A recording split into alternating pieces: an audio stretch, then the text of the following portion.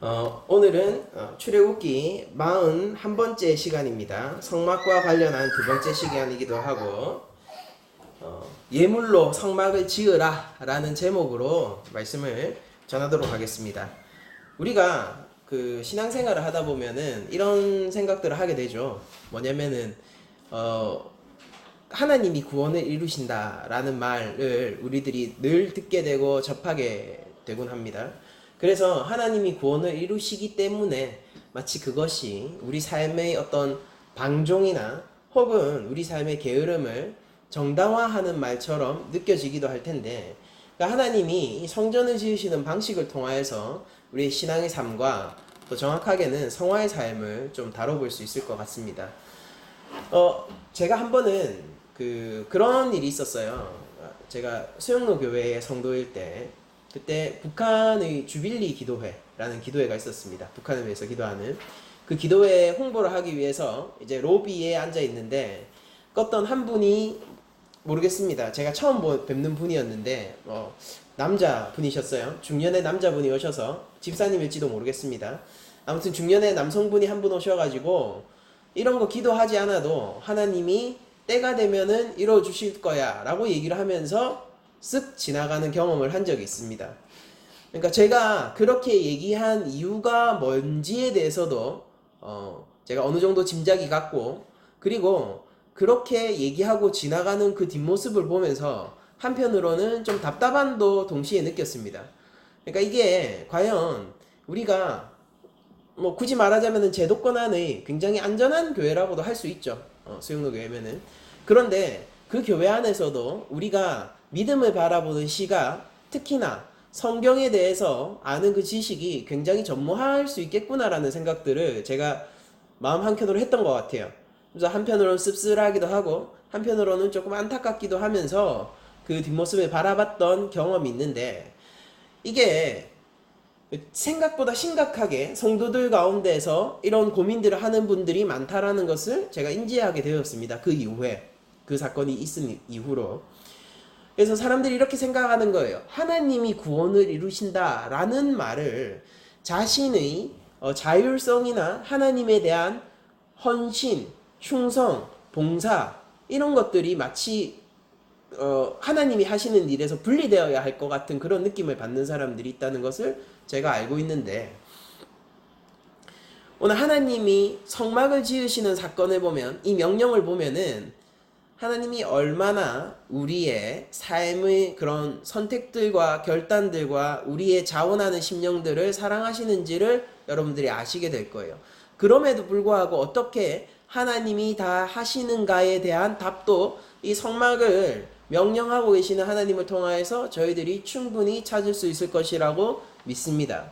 오늘 본문을 보시게 되면요, 하나님이 성막을 지시하고 계신데요, 지으라고 모세에게 지시하고 있는데, 그것이 나중에 35장에 가면은 실제로 지어지는 사건으로 이렇게 만들어지게 되죠. 하나님이 최초에 모세에게 이렇게 명령을 하실 때 분명히 그 마음에 기뻐하는 자원하는 예물을 가지고 오라 라고 지시를 하셨습니다. 하나님께서. 우리가 잘 생각해 봐야 될 것이 있어요. 25장을 저희들이 다시 한번 조금만 찾아볼까요? 25장 2절입니다. 이스라엘 자손에게 명령하여 내게 예물을 가져오라 하고 기쁜 마음으로 내는 자가 내게 바치는 모든 것을 너희는 받을지니라 라고 하나님께서 얘기하고 계세요. 기쁜 마음으로 내는 자의 것만 너희가 받아라 라고 얘기를 합니다. 여러분들, 이것을 통하여서 저희들이 조금 몇몇 가지 질문들이 되는데, 이게 먼저 저번 시간에 제가 성막을 개관한 것을 한번 떠올려보고 이런 질문들을 하나하나 짚어가는 게 좋을 것 같습니다. 먼저 첫 번째로, 성막이라는 것, 저번 설교 시간을 한번 조금 요약을 해보죠. 성막이라는 것은 어떤 식으로 성경 안에서 진행되었습니까? 첫 번째는 에덴 동산이었죠. 그때는 성막이 없었습니다. 성전이 없었죠. 필요 없었죠. 왜냐? 에덴 동산이 성전이었죠. 하나님이 다스리시고 함께 하시고 계신 곳. 그 이후에 간헐적으로 비정형적으로 제단이 등장하기 시작했죠. 가인과 아벨의 제단이라든지 아브라함이나 야곱의 제단 같은 그런 제단들입니다. 그 이후에 조금 더 질서를 갖추고 하나님께서 조금 더 밝히 보여주신 것이 내가 함께 한다라는 것에 대한 설명을 정형화하여서 질서 가운데서 알려주신 것이 성막입니다. 성막은 그러나 고정되어 있지 않고 약속의 땅으로 하나님의 언약의 땅으로 가는 그 광야 가운데서 주어진 임시적인 하나님의 처소와 같은 성질을 가지고 있었어요. 그것이 그런데 어떻게 고정이 됩니까? 바로 언약의 땅에 가서입니다. 다윗 왕국을 지나 솔로몬 때에 이르러서 그것은 성전이 되죠. 성전이 됩니다. 그러나 성전은 바벨론에 의해서 무너지게 됩니다. 하나님이 이스라엘과 함께 하시는 그 초소가 무너지게 돼요. 그리고 나서 저희가 신약에 가서 최종적으로 하나님의 성전을 바라보게 되는데 그게 바로 예수님이죠. 이 성전을 허물라 내가 사흘 안에 다시 지을 것이다 라고 말씀하신 예수님이 자신의 육체를 가리켜서 말했다는 것. 그리고 요한복음에서 예수님의 우리 가운데 거하심에 라는 그 단어가 원래 원어로 보면 스케노, 그 장막을 치다 라는 말이라는 것, 이런 것들을 통해서 예수님이 최종적인 궁극의 성전임을 제가 말씀을 드렸어요. 그런데 예수님의 부활 사건 이후에 성전에 대해서 이전에 없던 개념이 추가되기 시작하는데 그것이 바로 교회, 즉 성도들이 성전이라는 성령이 함께 하시는 그 성전이라는 개념이 추가가 됩니다. 예수님의 십자가 사건 이후로 말이에요. 그리고 나서 계시록에 가면 성전은 궁극적인 하나님의 나라를 지칭하는 말로 또한 변화되게 되죠. 이런 것들을 생각해 보면서 하나님이 지금 성전을 지으라, 성막을 지으라 라고 지시하는 것, 내가 너희와 함께 하기 위해서, 성막의 목적이 그것이라고 했잖아요. 임마누엘. 내가 너희와 함께 하기 위해서 성막을 지으라고 이 명령한 이것은 내가 너희를 구원하기 위함이고 너희를 거룩해 하기 위함이고, 그러니까 너희도 성전으로 만들기 위해서 하나님이 함께 하시는 거잖아요. 너희를 거룩해 하기 위함이고 너희를 궁극의 나의 가나안 땅을 넘어선 궁극의 나의 하나님의 왕국 천국으로 너희들이 인도하기 위한 영원한 소망을 주기 위해서 성전을 지으라고 했는데, 그것은 하나님의 절대적인 주권 아래에서 하나님이 전적으로 행사하시고 베풀어 주시는 은혜이지만은 거기에 참여할 수 있는 사람은 누구입니까? 자원하는 심령으로 나오는 사람들이라는 것이 되는 거예요. 여러분들 성막에 대해서 저희들이 살펴보면은 조금 출애굽기 내에서도 우리가 출애굽기라는 제목을 저희들이 딱 살펴보면은 그냥 애굽에서 탈출하는 그 탈출의 이야기가 출애굽기처럼 여겨지지만은 여러분들 실제로는 어떻습니까? 출애굽기 가운데서 지금 가장 많은 분량을 차지하고 굉장히 집중적으로 다루고 있는 영역은 어디냐면은 성막이에요. 그 다음이 율법이에요. 어디에 가장 본문이 많이 할애가 되어 있고 그리고 어디에 가장 본문이 오래 머무르고 있는가를 생각해 보면은 두말할 것 없이 성막입니다. 그러면서 그 과정이나 성막에 대한 규례들을 굉장히 자세하게 주시는데 이 모든 것들이 어디에서부터 나왔습니까? 하나님이 지시하신 그대로. 그리고 하나님이 성막을 지시하셨을 때 어떤 일이 일어났습니까?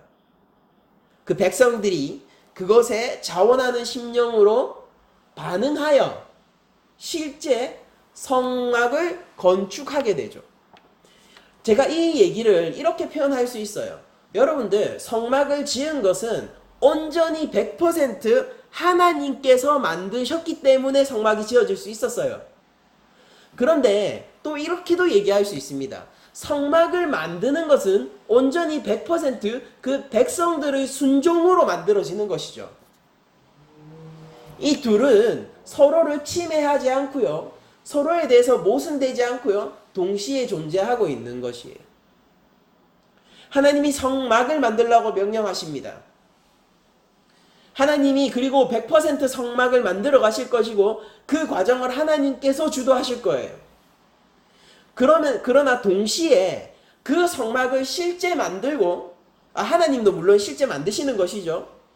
근데 그 과정에서 성막을 만들고 성막을 세우고 성막을 관리하고 성막을 이동시키고 이 모든 일을 누가 하느냐면요. 이스라엘 백성이 100% 하게 된다라는 얘기입니다. 이것은 긴장관계가 아니에요. 이 둘은 긴장관계가 아니라 하나님의 질서란 말입니다. 이것을 우리의 신앙구조 속에서도 그대로 여러분들이 대입해 보실 수 있어야 합니다. 성막이라는 구조는요. 단순히 건물을 뛰어넘어 있어요. 하나님이 머무시는 곳이란 말입니다. 여러분들 시내산이 어땠습니까? 시내산은 하나님이 머물고 계셨기 때문에 성산이에요. 하나님의 현현이 성막으로 옮겨가는 순간 시내산은 뭐가 됐습니까? 다시 돌산이에요. 그러므로 그들은 시내산에 매여 있지 않고 떠날 수 있단 말입니다. 왜냐하면 시내산은 더 이상 거룩한 곳이 아니거든요. 하나님은 어디에 있습니까? 거룩하신 지성소에 있지 않습니까? 자, 한번 다시 얘기를 해보죠. 여러분들 성막이 단순 구조물로서 기능한다라면은 거기에 무슨 의미가 있겠어요? 지금 저희 본당 뒤에 90대 축소본 성막의 모형이 있죠. 저거는 그냥 모형이고 건물을 90대 1로 축소해 놓은 것이에요. 저게 아무 의미가 없어요. 저것이 거룩합니까? 아니에요. 전혀 거룩하지 않아요. 근데 뭡니까? 여러분들 잘 생각을 해보죠. 왜 옛 백성들이 가지고 있던 그 출애굽 백성들이 성막은 거룩했습니까? 하나님이 그 성막을 거룩해 하셨기 때문이에요. 성막을 누가 만드시냐고요? 하나님이 만드세요. 성막으로 누가 일하시냐고요? 하나님이 일하세요. 성막으로 계시하시는 분이 누구죠? 오실 메시아를 성막으로 계시를 했거든요. 성막으로 계시하시는 분이 누구죠? 하나님이 하셨습니다. 여러분들 하나님이 성막을 100% 만드셨어요. 하나님이 성막을 성막되게 하셨어요. 그런데 하나님께서 성막을 어떻게 만들기로 지금 결정을 하셨어요? 잘 생각을 해보세요. 하나님이 100% 만드시는 성막인데 그 성막을 하나님이 만드시는 방법으로 뭘 채택을 하셨냐고요. 하나님이 채택하시는 순간 그 방법은 가장 존귀한 방법이며 그 방법이야말로 유일무이한 방법이라는 것을 저희들이 알지 않습니까? 가장 거룩하고 선한 방법이 무엇입니까? 성막을 만드는데 하나님이 채택하신 유일한 한 방법은 자원하는 심령으로 기쁜 마음으로 하나님께 나아오는 자들이 예물로 만들기로 하셨다고요.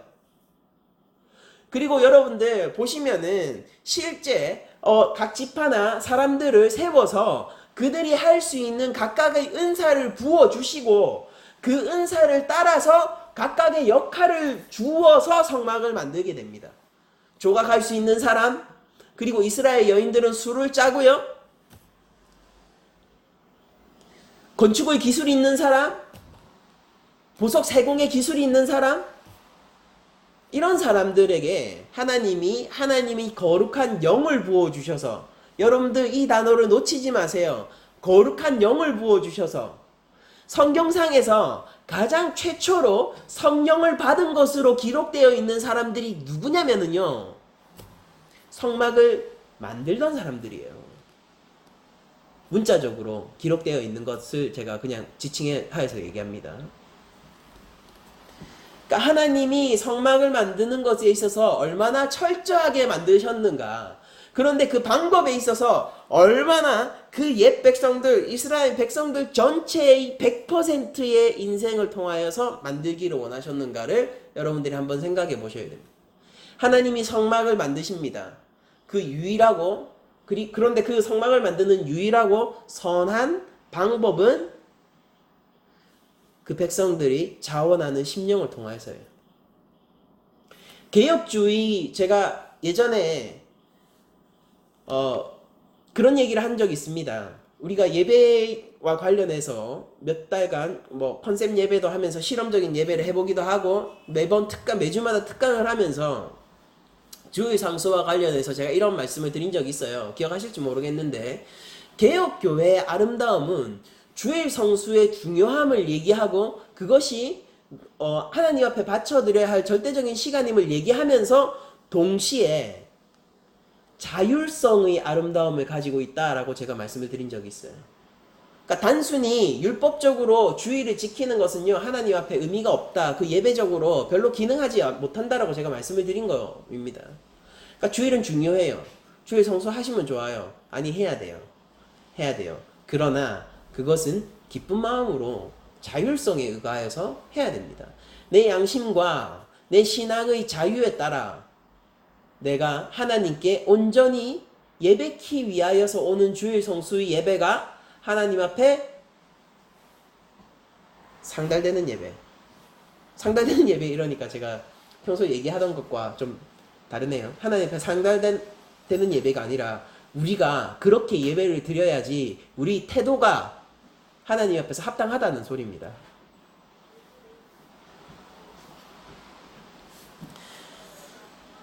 여러분들 우리가 제가 앞서 말씀드린 이 성막의 변천사를 한번 생각해 봅시다. 에덴 동산, 제단, 성막, 선전, 예수 그리스도 그리고 나서 성도가 나오죠. 교회 그리고 하나님의 나라 그 성전들이 가득 차 있는 성령의 전들이 가득 차 있는 그것으로 충만한 그 하나님의 통치가 온전한 참 성전까지 우리에게 남아있는 것이 무엇이죠? 우리가 성막을 바라볼 때 우리를 추동케 하고 지금 우리의 현재를 움직이는 우리의 소망은 무엇입니까? 성막의 관점에서 볼 때요. 우리가 성막이 되어가는 것과 하나님의 거룩한 성전이 되어가는 것과 거기에서 끝나는 거 아니에요. 우리 삶 속에서 그냥 그렇게 살고 끝나는 거 아니에요. 그게 아니라 참 하나님의 나라로 나아가는 우리의 소망이 있지 않습니까?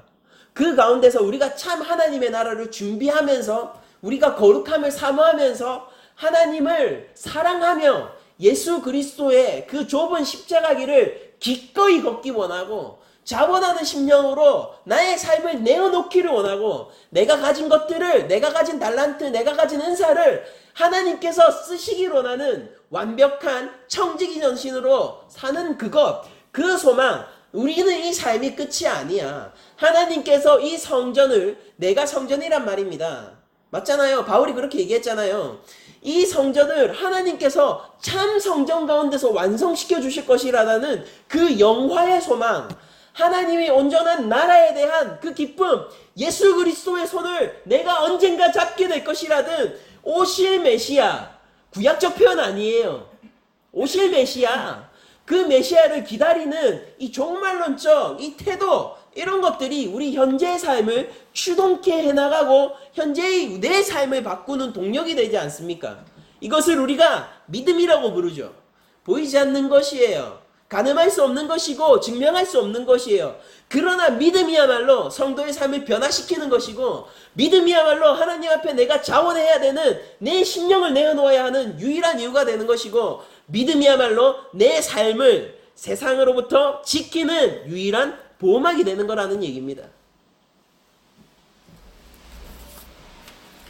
우리가 성화를 교리적으로 설명할 때 혹은 신학적으로 설명할 때 성화는 온전히 하나님의 일이자 온전히 성도의 일이다 혹은 온전히 교회의 일이다 라고 얘기하는 그런 수식어들을 쉽게 접하게 돼요. 여러분들이 신학에 조금 관심이 있거나 구원론 혹은 성화와 관련해서 어떤 그 문장들을 듣게 되신다면요 이건 굉장히 익숙한 문장으로 다가오실 겁니다. 그런데 성막이 지어져 가는 일은 성막의 변천사 위에서 보면은 교회가 지어져 가는 일로도 표현할 수 있죠. 여러분들 생각해 보세요. 성막이 지어지고 나면은 그 성막의 길을 따라서 예수님이 그 길을 따라서 죽어가세요. 그런데 반대로 그 예수님이 성막의 길을 따라서 죽어가시는데 근데 그걸 반대로 우리들이 얘기를 하자면요. 교회가 그 예수님의 죽음 위에서, 그 보혈 위에서 동시에 지어져 가는 이야기이기도 하거든요. 그래서 바울이 우리를 성전으로 부르지 않습니까? 너희가 하나님의 거룩한 전임을 알지 못하느냐? 여러분들, 우리가 교회가 지어져 가는 일은 하나님께서 100% 하시는 일이에요. 그러나 동시에 100% 우리의 몫이기도 한 것입니다. 이것이 충돌하는 것입니까? 기도하면 안 되는 거예요? 하나님이 하실 거니까 그냥 내가 내버려 두고 있으면 됩니까?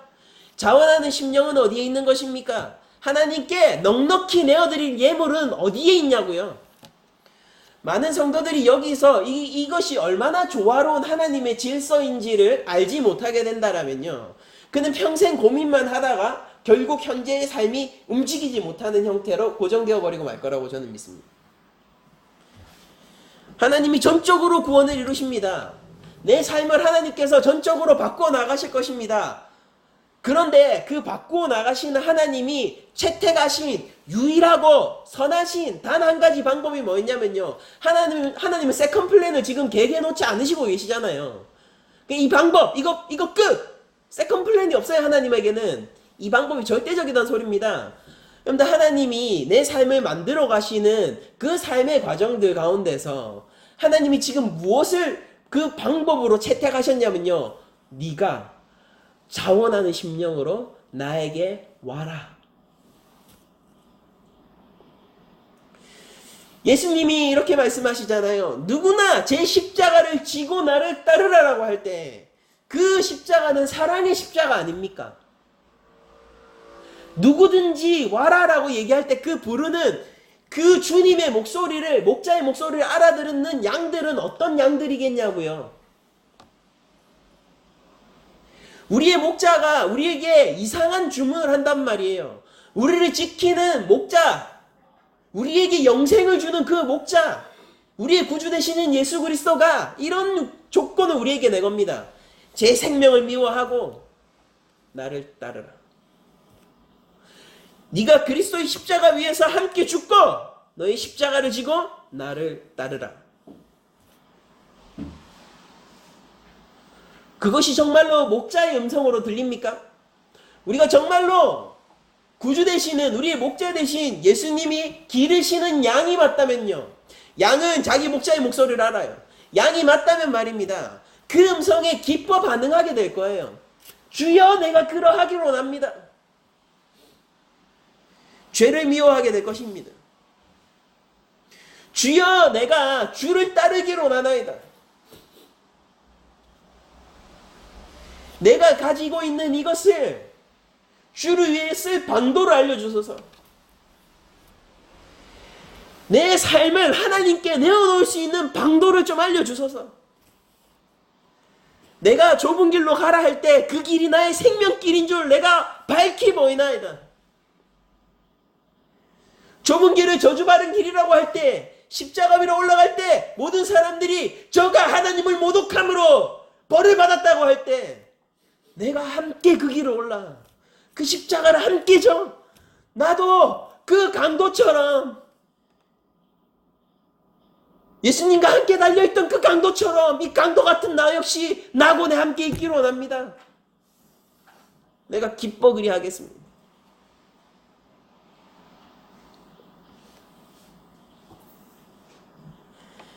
하나님이 우리 삶을 만들어 가실 거고요. 우리를 성전으로 만들어 가실 거고요. 우리의 성화의 삶은 확실하게 존재합니다.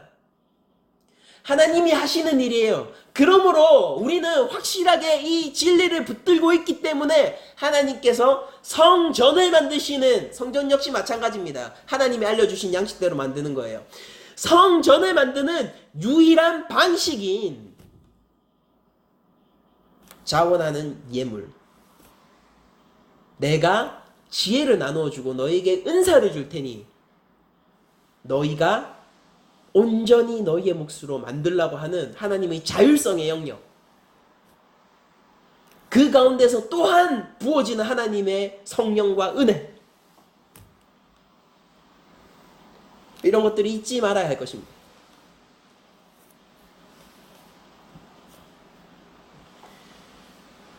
하나님께서 성막을 만드실 때는요, 굉장히 독특한 방식을 사용하세요. 여러분들 잘 보시면은요, 이스라엘 자손에게 명령하여 내게 예물을 가져오라 하고 기쁜 마음으로 내는 자가 내게 바치는 모든 것을 너희는 받을 것이다 라고 얘기하면서 예물에 대해서 이런 것들을 가져와라, 저런 것들을 가져와라, 이런 것들이 필요하다, 저런 것들이 필요하다라고 쭉 얘기하신 다음에 그 다음에 뭐라고 하냐면 25장 9절에 물은 내가 내게 보이는 모양대로 장막을 짓고 기구들도 그 모양을 따라 지을지니라고 명령하고 있어요. 그리고 이것의 순서를 따라서 실제로 모세가 얘기를 합니다. 여러분들 잘 생각해 보세요. 제가 여러분들과 함께 우리 교회를 좀 짓기 위해서, 우리 교회를 짓기 위해서 좀 헌금을 함께 합시다라고 얘기를 하면은 제가 먼저 여러분들한테 뭐를 제시할까요? 헌금하자라고 제가 먼저 제시하겠습니까? 아니면은 우리가 이런 건물을 지으려고 하는데 헌금합시다라고 얘기하겠습니까?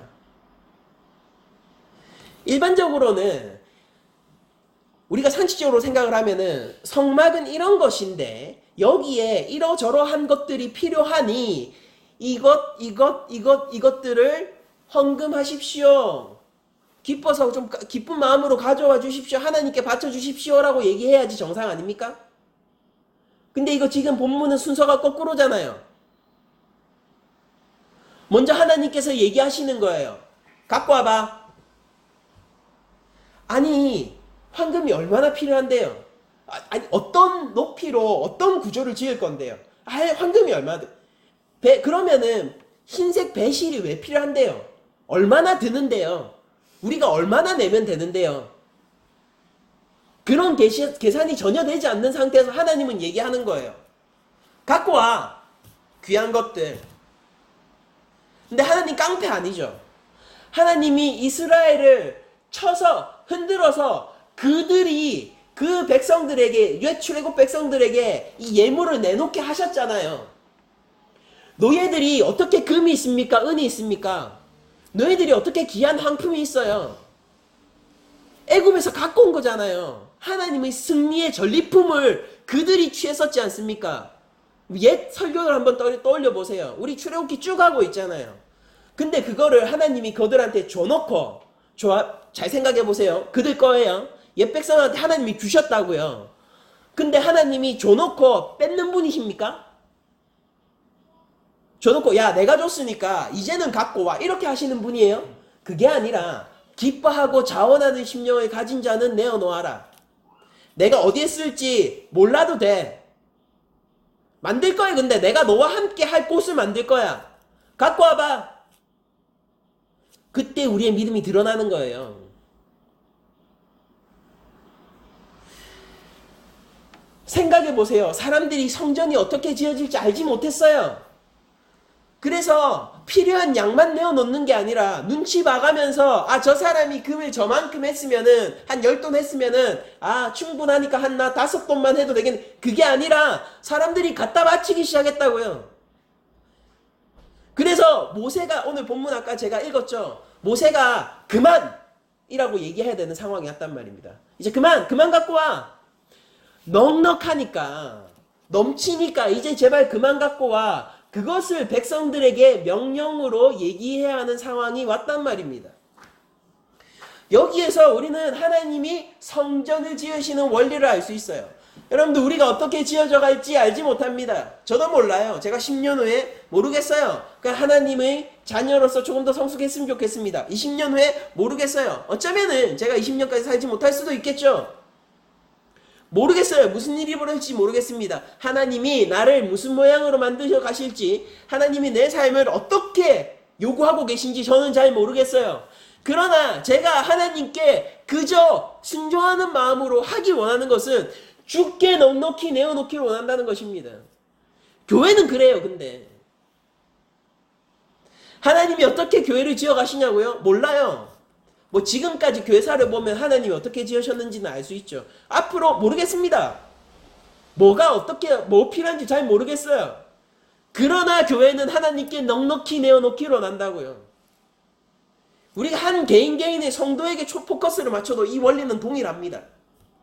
이것이 하나님이 성막을 만드는 방식이라면은 성령의 거룩한 전을 만드는 방식도 이러할 테니까요.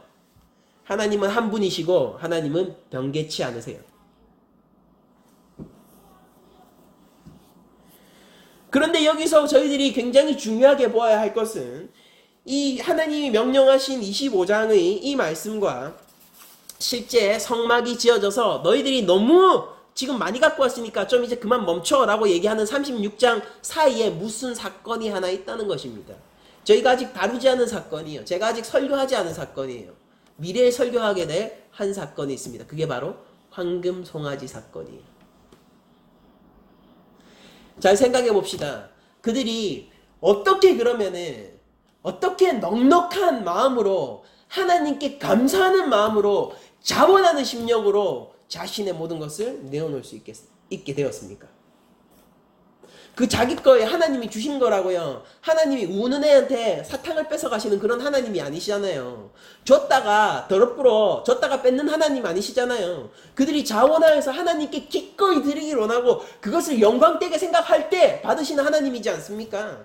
근데 그 하나님이 그렇게 말씀을 하셨을 때 그들이 넉넉하고 정말로 자원하는 마음으로 성전을 짓고도 남을 만큼의 예물들을 드릴 수 있었던 비밀은 그들이 황금 송아지 사건을 겪었었기 때문입니다.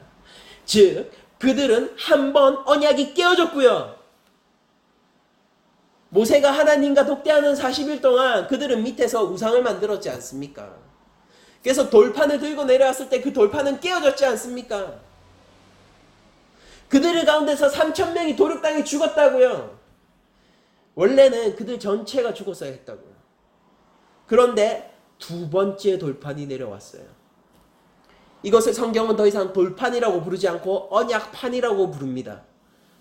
달라요. 단어가 달라요. 첫 번째 판은 돌판이라고 일관적으로 기록합니다. 그러나 두 번째 판에 대해서는 우리가 원어를 보면 더 충실히 알 수 있는데 언약판이라고 분명하게 기록하고 있고 이 말은 변동치 않아요. 꾸준하게 두 번째 판에 대해서는 언약판이라고 얘기합니다. 여러분들 하나님께서 지금 죽어야 할 이스라엘 백성들 언약을 이미 맺었지 않습니까? 지금 피 뿌리는 장면 저희들 다 봤죠? 피 뿌렸어요. 너희들 하나님 말씀에 순종하겠느냐? 오케이. 그러고 나서 40일도 안 돼서 40일 안쪽이잖아요. 이미 만들고 있었으니까 40일 이후에 황금송이가 완성되어 있었다고요. 그러니까 그들은 거의 하나님과 언약을 하자마자 그 언약을 깨고 있었던 겁니다. 그렇게 깨어지고 하나님 앞에서 죽었어야 할 백성들이 새 언약으로 말미암아 모세가 나를 죽여주소서 하면서 중보자로 나가지 않습니까? 그 모세에 따른 새 언약으로 말미암아 살아났잖아요. 그게 기쁜 거예요. 그래서 하나님께 감사합니다라면서 자신의 모든 것을 줄 수 있는 것입니다. 죄인된 여러분들에게 선포합니다. 우리를 살리는 새 언약이 무엇입니까? 무엇이 우리를 감사케 하며 하나님 앞에 내 삶 전체를 전할 수 있게 하나고요. 여러분들 이 명령이 만약에 즉시 이스라엘 백성들에게 전달되었다라면은 이스라엘 백성들은 이렇게 요구했을 거예요. 설계도 내놔. 설계도 내놔. 뭐 지을 건데 모세야 얘기해봐. 그러니까 하나님 예물 드리는 거 좋아. 기뻐 드릴게. 근데 설계도 줘봐. 그러나 그들은 황금 송아지를 만들었습니다. 하나님이 함께 하셔야 할 거룩한 성전을 지어야 할 그 손이 우상을 만들고 있었다. 하나님께 드려져야 할 기도를 했어야 할 그 손이 하나님을 경배했어야 할 그 무릎이 황금 송아지에게 꾸려져 있었습니다. 그들이 가지고 있는 하나님의 처소를 만들어야 할 귀한 보물들이 황금 송아지를 만들 그 불못으로 들어가고 있었어요. 하나님은 그들 가운데 다시 한번 새 언약을 하시고 성전을 주신 거란 말이에요. 성막을 주신 거란 말입니다. 죄인된 여러분들께 묻습니다. 다시 한번 묻습니다. 우리를 주께 충성케 하고 하나님께 좋아요 하나님 원하시는 것이면 묻지도 따지지도 않고 주여 내가 순종이 나의 복인 줄 압니다. 하나님께 내 삶을 바치는 것이 내 복인 줄 압니다 라고 하면서 하나님이 원하실 때 내 삶을 내어놓을 수 있는 그 결단, 어디로부터 오는 겁니까? 죄인으로 죽었어야 할 나를 살리신 예수 그리스도의 십자가 보혈 외에 우리를 삶에서 하나님께로 가까이 가게 하고 우리의 삶을 기뻐 결단케 하는 그 무엇이 있겠습니까? 여러분들, 이 백성들이 대단한 일을 한 것처럼 보이지만은요, 그들은 생명을 받고 그런 것들을 내놓은 거예요. 하나님이 주신 것에 비해서 그들이 놓을 수 있는 것들은 너무나도 약소한 것들이었다고요. 호마도 보석이요? 그게 뭐 어때서요? 금이요? 그게 뭐 어때서요? 여러분들, 교회들에 이면은 주에 양떼면은 그 유일하신 목자의 양떼이신 여러분들은 들으시길 바랍니다. 우리 가운데 성령이 계세요. 예수 그리스도가 우리 기업입니다. 우리는 영생을 얻었습니다. 여러분들, 금을 달라 하시면 하나님이 그것을 요구하시면은 줄 수 있는 거 아닙니까? 하나님이 은을 요구하시면은 은을 드릴 수 있는 거 아니에요? 하나님께서 금 10kg가 필요하다라고 하면은 하나님 혹시 몰라서 더 갖고 왔어요 하면서 13kg 정도 갖고 와도 별 무방한 거 아닙니까? 성도의 삶이 그렇게 감사한 삶의 형태가 아니냐고요. 그들이 눈앞에서 봤습니다. 하나님의 진노가 무엇인지 눈앞에서 봤어요. 삼천이 칼로 도르 땅에 죽고 있단 말입니다. 그들은 알고 있어요. 나도 저렇게 죽어야 함을 알고 있다고요. 그들 가운데 생명을 주시고 그들과 다시 언약하시는 새 언약을 주신 하나님. 교회의 언어로 바꿔보죠. 우리에게 새 언약을 베푸신 예수 그리스도의 십자가 보혈. 그것이면은 우리가 우리 삶을 넉넉히 내어놓을 만하지 않을까요?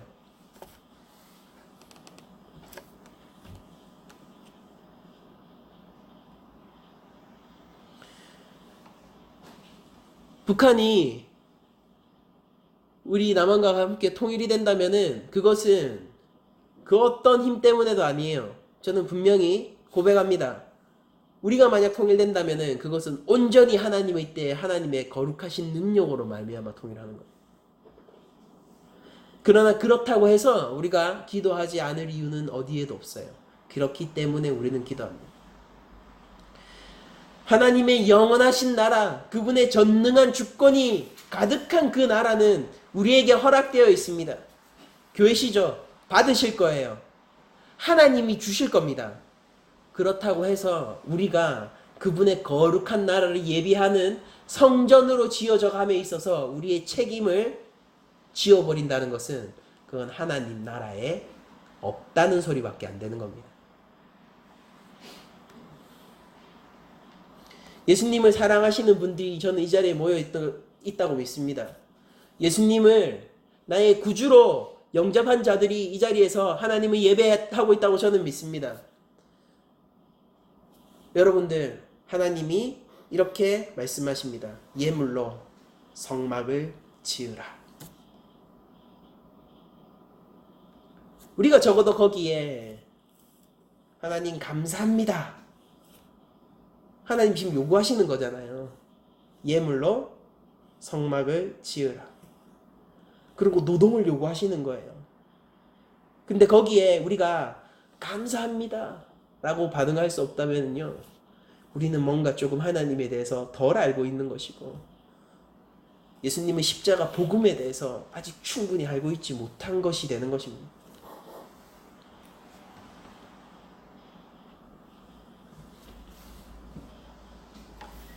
많은 사람들은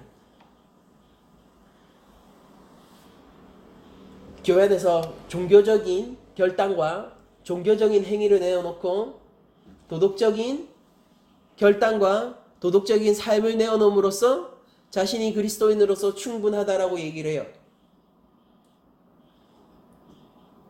그러나 제가 단언코 얘기할 수 있는 것은 그리스도 십자가의 그 새 언약을 모른다면요, 예수님의 죽음과 부활로 말미암은 그 새 언약을 모른다면요, 그는 어떠한 형태로든지 하나님 앞에 넉넉히 내어놓을 수 있는 자는 아닐 겁니다. 노력하면은 하나님이 1kg의 금을 원하실 때 1kg까지는 줄 수 있을 거예요.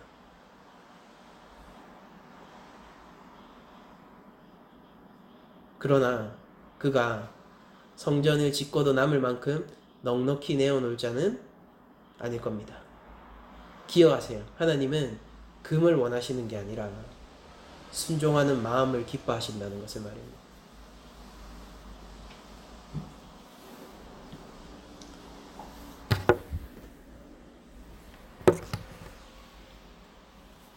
말씀을 좀 정리하면서 마치려고 하는데요.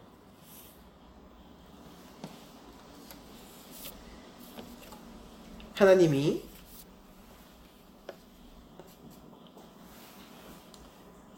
성막을 통하여서 이스라엘 백성들에게 알려주길 원했던 것은 종교적인 경험이 아니었습니다.